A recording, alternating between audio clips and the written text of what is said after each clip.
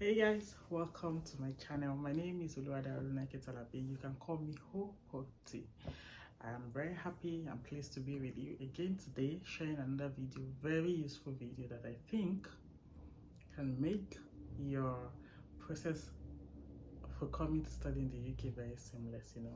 So I did see on IG earlier today when somebody had cracked a joke and said something in the lines of, by August, September, when you are ready to, drop your resignation letter that you are no longer working at the organization, there will be no one to drop it for. It's probably mean that you have to hand over to the CEO just because everyone is on the jackpot wave.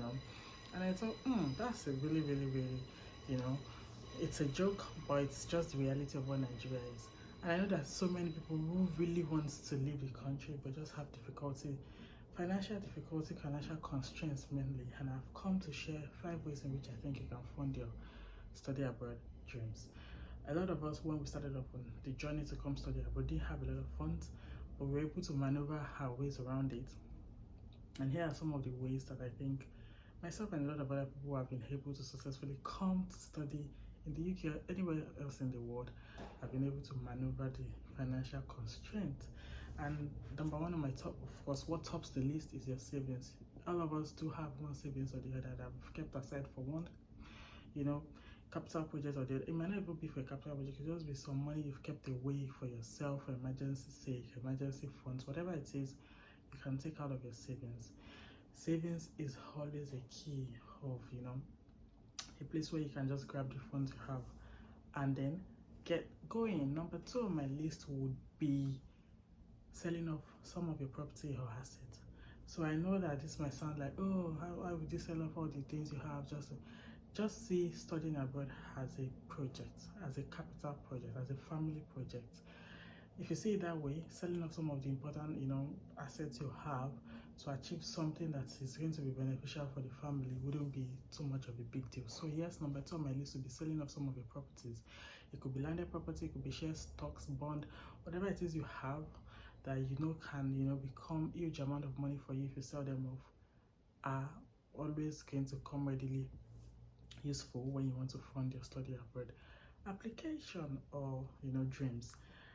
Number 3 on my list would be to reach out to family and friends. I know it's not all or everybody that can be useful on this journey, and not everybody you need to share the journey with, but there are some trusted family members you can reach out to. It could be your parents, it could be your parents-in-law if you're of course coming with dependents, it could be uncle, auntie, somebody somewhere who can be of help to you. Family will always be very important on your journey, and you honestly don't have to ask people for a lot of money. It could be just, oh, give me 200k there, give me 500k there, borrow me 1 million there. It doesn't have to be the bulk money you're asking for. It could just be bits and bob of money here and there, and then by the time you put all of the little pieces together, it will make a lump sum that you need for what you need it for. Number 4 will be friends. Of course, friends always come in handy also, because I know that there's one person or two in our lives that are trusted friends, people we really can share our dreams, our fears, our things, our achievements even with. People like that are also always handy for decisions like this. And of course, it could be home and abroad. It doesn't necessarily have to be friends you have within Nigeria. It could be people abroad also. Just share with a few people. Of course, they have to be trusted friends. They have to be people that you've also been there for at times. You can't just badge on people and just badge on people and just say give me money. No. It has to be somebody you really have that relationship with. So friends can always come in handy, at least trusted friends, inner circle, people that you share big deals with. And yes, I know the village people is a thing. A lot of people don't want to share this at all until it has materialized, but it doesn't mean that you don't have 1 or 2 people in your corner that are not bad belles but will still be able to give you a little help here and there. And number 5, but of course not the least, is to get a loan. You get a loan from study abroad companies, organizations that give study abroad funds, and I have shared that on my IG page. If you're not following me on Jackpot to UK or UK Study Info, please go and check that page out, or those pages out. I've shared some companies that actually give loans. There are even some banks, affiliated banks that are affiliated with organizations, Nigerian banks that are affiliated with some organizations that give you loan to come study abroad. There are also corporate society. A lot of us are in different corporate society at our workplace. You know, you can ask for loans from those places. You can also ask for a loan from your organization. It could be a study loan, whatever opportunities you have to loan some form of money to get into your study abroad funds, then it will be useful. So don't forget, family and friends are always there handy and useful. Your savings, all those jekuje that you hit, you know, you get shawarma today, get suya tomorrow, just save up some of those funds. It might be little, you know, little bits of money here and there, but you know what they say about a mighty ocean. I mean, little drops of water making a mighty ocean. So yes, savings always comes in.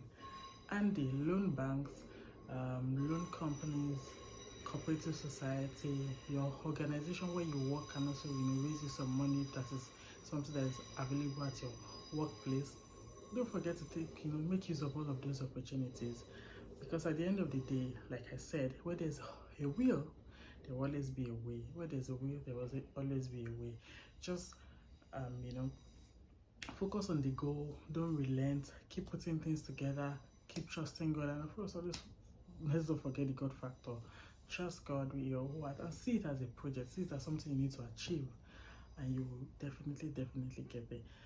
Until I come your way again next time, this is Ho to saying bye and cheers to your academic success. See you later.